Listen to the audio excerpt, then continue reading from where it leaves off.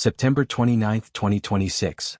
Riverbend Maximum Security Institution, Nashville, Tennessee. 11:59 p.m. The clock on the wall ticks forward.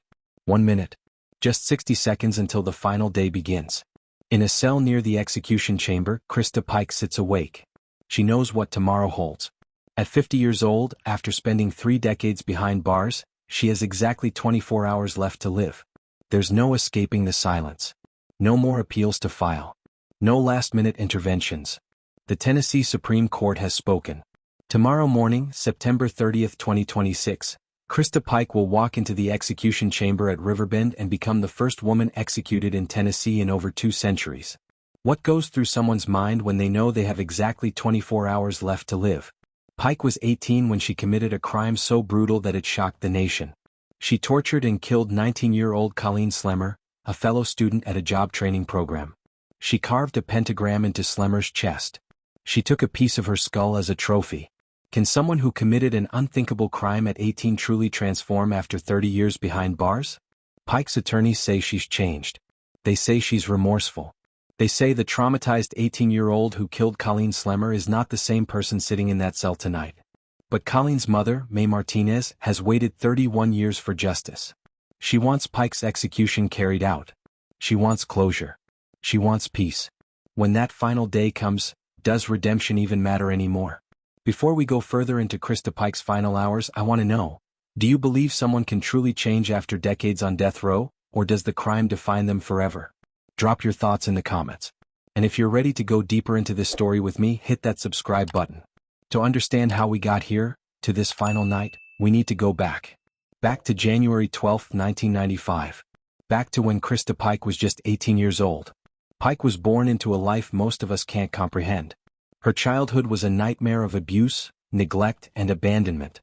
She was exposed to alcohol before birth, which damaged the part of her brain that controls impulses. By the time she was 12, she was using drugs and alcohol herself. By 18, she'd been raped twice, physically abused by 7 family members, and sexually abused by 3 others. She never got help. No therapy. No intervention. Nothing. In 1995, Pike was enrolled at the Knoxville Job Corps Center, a vocational training program meant to give struggling young people a second chance. There, she met 17-year-old Tatterell Shipp and they started dating. She also met 19-year-old Colleen Slemmer, another student in the program. Pike became convinced that Slemmer was trying to steal Shipp away from her. Friends of Slemmer denied it, but Pike's jealousy consumed her. She started planning something terrible. On the night of January 12, 1995, Pike and Shipp lured Slemmer to a secluded, abandoned steam plant near the University of Tennessee campus. They told her they wanted to make peace, that they'd smoke marijuana together. Slemmer went willingly. What happened next was unspeakable. For more than 30 minutes, Pike and Shipp tortured Slemmer. They beat her, stabbed her, carved a pentagram into her chest. When Slemmer begged them to stop, Pike refused because the victim wouldn't stop talking. Pike smashed Slemmer's skull with a chunk of asphalt. When it was over, Pike kept a piece of Slemmer's skull as a trophy. She brought it back to the Job Corps campus and showed it to other students. She laughed as she described what she'd done. Pike was arrested quickly. She confessed to police. In March 1996, at age 20, she was convicted of first-degree murder and conspiracy to commit murder. The jury took only a few hours to deliberate. 8 days later, she was sentenced to death. She became the youngest woman on death row in the United States. That was 30 years ago. 3 decades. Pike spent nearly 10 years in solitary confinement, isolated in a cell the size of a parking space with almost no human contact. As the only woman on Tennessee's death row, she was housed alone while male inmates lived together. In September 2024, she finally won a settlement that ended her isolation and gave her the chance to work, eat meals with other women, and have more time outside her cell. But now, on this September night in 2026, none of that matters anymore. The execution is scheduled for tomorrow morning. Her time has run out. On September 30, 2025, the Tennessee Supreme Court made it official. Christa Pike's execution was scheduled for exactly 1 year later, September 30, 2026. The order wasn't a shock. Pike's attorneys had been fighting for decades, filing appeal after appeal, but the courts kept denying them. Still, when that execution date was set, it became real in a way it never had been before. Pike now had 365 days. A countdown. Her legal team immediately went to work. They had 1 year to convince someone, anyone, that Pike's life was worth sparing. Their arguments were the same ones they'd been making for years. Pike was only 18 when she killed Colleen Slemmer, just 1 year older than the cutoff for juvenile sentencing.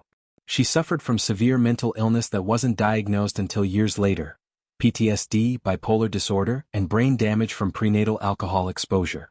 Her childhood was a horror show of abuse and neglect that was never properly presented at trial. Her attorneys argued that if Pike were tried today for the same crime, she wouldn't receive the death penalty. Times had changed. Science had changed. The law had evolved. But the state had its own arguments. Pike didn't just kill Colleen Slemmer, she tortured her for over 30 minutes. She stabbed her repeatedly, carved symbols into her chest, beat her with chunks of asphalt. When Slemmer begged for her life, Pike kept going. When Slemmer tried to bargain, offering to walk back to Florida and leave forever, Pike told her to shut up and cut her throat again. This wasn't a moment of lost control. It was calculated cruelty. The state said justice demanded Pike's execution. Colleen's family deserved it. Among those advocating loudest for the execution was May Martinez, Colleen Slemmer's mother. For 31 years, Martinez has carried the weight of her daughter's death. She's had to live knowing that the piece of Colleen's skull Pike took as a trophy still sits in state custody somewhere. She's had to endure decades of appeals while Pike remained alive. Martinez wants closure. She wants the execution to proceed.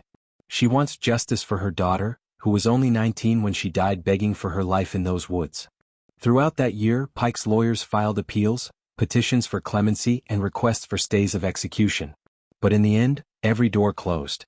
Every appeal was denied. The courts ruled that Pike's execution would proceed as scheduled. For Pike, sitting in her cell as September 2026 approached, there was nothing left to do but wait. No more hope. No more last-minute saves. Just the reality that tomorrow morning she would die. How would you spend that time? Would you fight until the last second, or would you find peace? Let me know what you think in the comments below, and don't forget to like this video if you're finding this story as thought-provoking as I am. September 29, 2026. 6 a.m. Christa Pike wakes up in her cell at Riverbend Maximum Security Institution for the last time. The guards bring her breakfast, nothing special, just the standard prison meal served to everyone else. She picks at it. How do you eat when you know this is your last day alive? The hours ahead are structured by Tennessee Department of Correction protocol. She's allowed visitors. She can speak with her attorneys. She can receive spiritual counsel if she wants it. But mostly it's just waiting. Watching the clock tick forward. Counting down the hours until midnight when they'll come for her. Under Tennessee's protocols, Pike is allowed visitors during her final hours: family, friends, spiritual advisors, and her legal team. Her attorney, Angela Bergman, arrives early in the morning. They've worked together for years, fighting appeal after appeal, but now there's nothing left to fight for. The conversation is quiet. Personal. Pike has had 30 years to think about what she did to Colleen Slemmer. Whether she's truly remorseful or simply resigned to her fate is something only she knows. But Bergman believes Pike has changed, that the woman sitting across from her isn't the same rage-filled teenager who committed murder in 1995. Pike also receives visits from family members, though details about which relatives come remain private. For someone who grew up abandoned and abused, these final hours might be the first time in decades she's felt any sense of connection to the people who were supposed to protect her. Does she talk about her childhood? About the abuse, the neglect, the brain damage that shaped who she became? Does she express genuine remorse for taking Colleen Slemmer's life, or does she focus on her own suffering? According to Tennessee tradition, death row inmates are often offered spiritual counsel in their final hours. A chaplain or spiritual advisor can stay with them, pray with them, offer communion. For Pike, does religion offer comfort now? Does she pray for forgiveness? Does she ask God to welcome her, or does she make peace with Colleen Slemmer's memory? We may never know what goes through her mind in these hours. What we do know is that Pike is aware of every passing minute. The afternoon drags on. The evening approaches. Outside her cell, preparations are being made for her execution. The execution chamber is being prepared.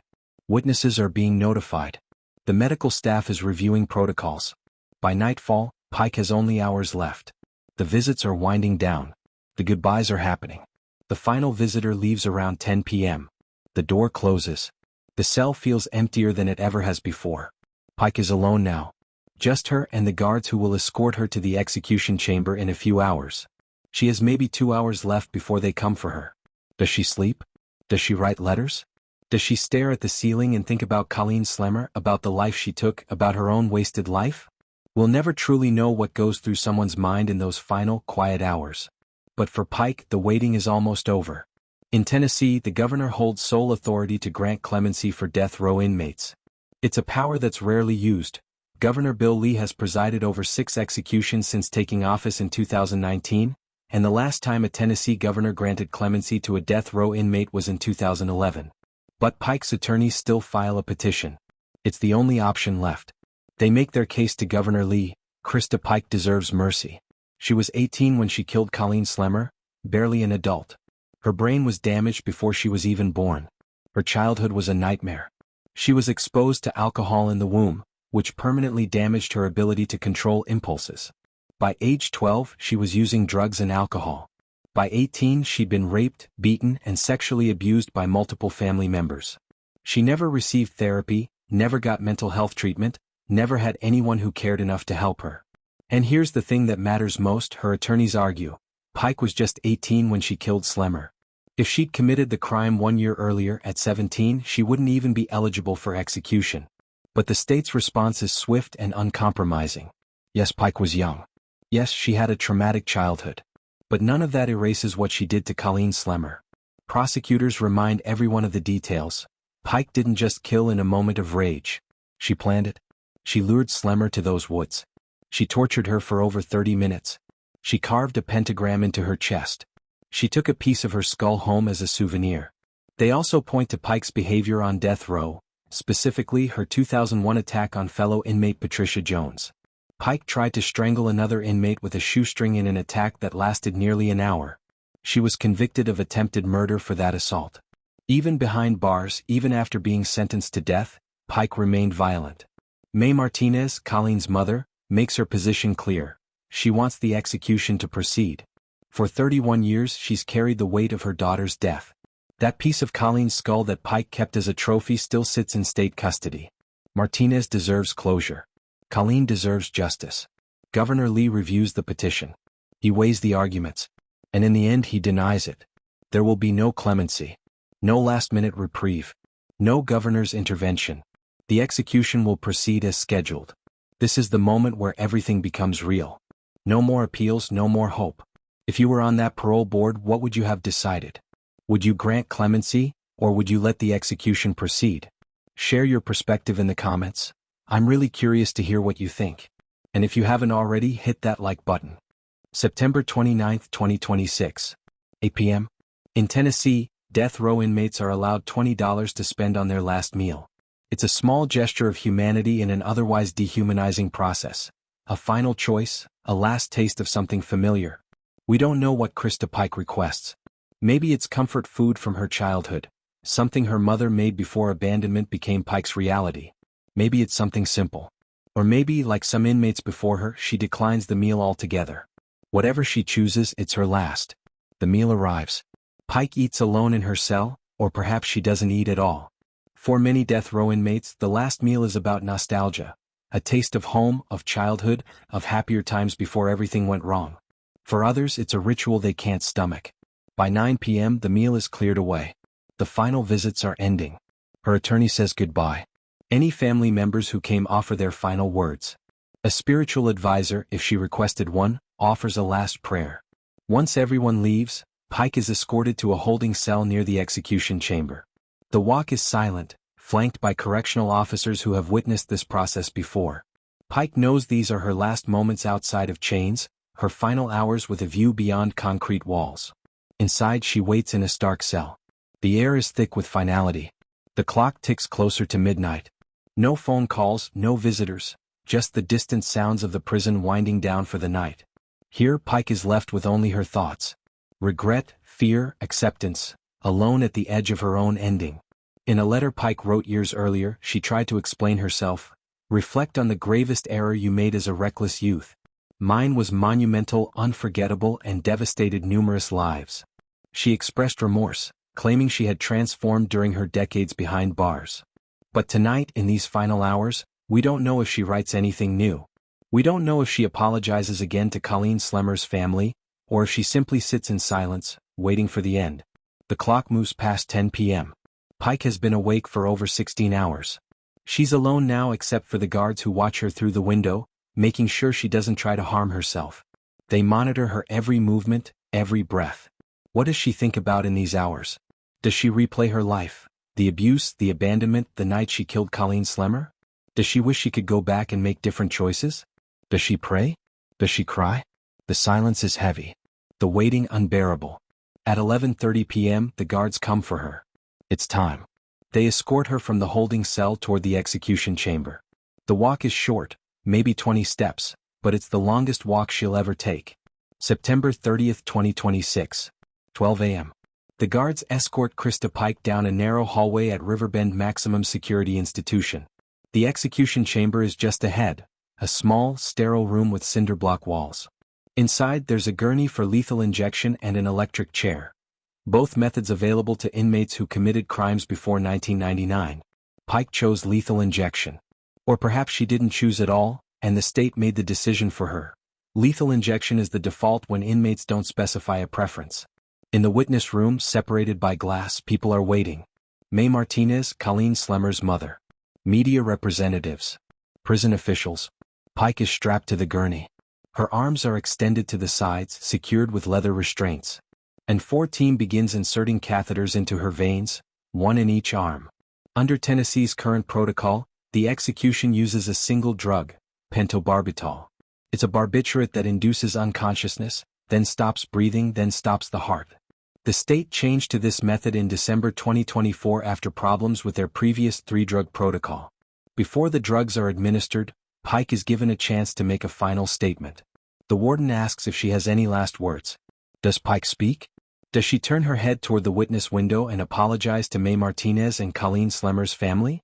Does she maintain the remorse she expressed in letters years earlier, calling the murder the gravest error of her reckless youth? Or does she remain silent, letting her death speak for itself? We don't know.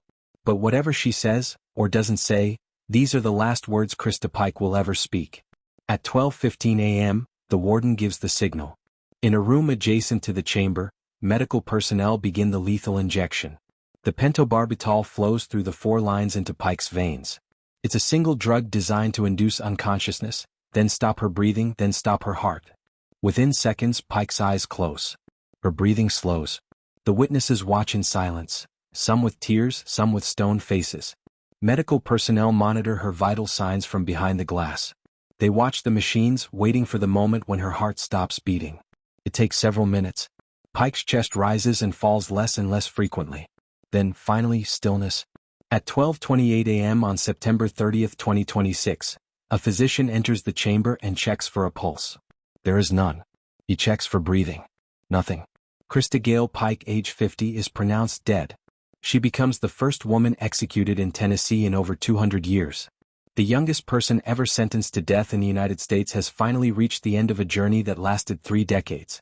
In the witness room, May Martinez watches silently. After 31 years of waiting, it's over. Her daughter's killer is gone.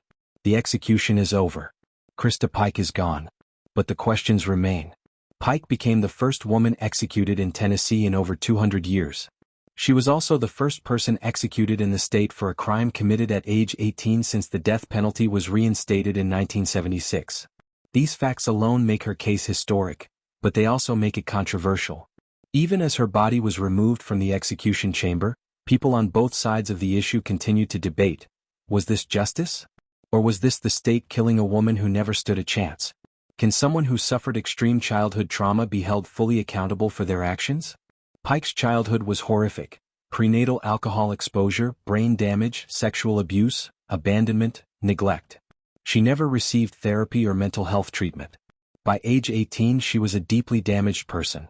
Her attorneys argued that with proper treatment for her PTSD and bipolar disorder, Pike could have become a different person. They say she did become a different person, reflective, remorseful, transformed. But does that matter?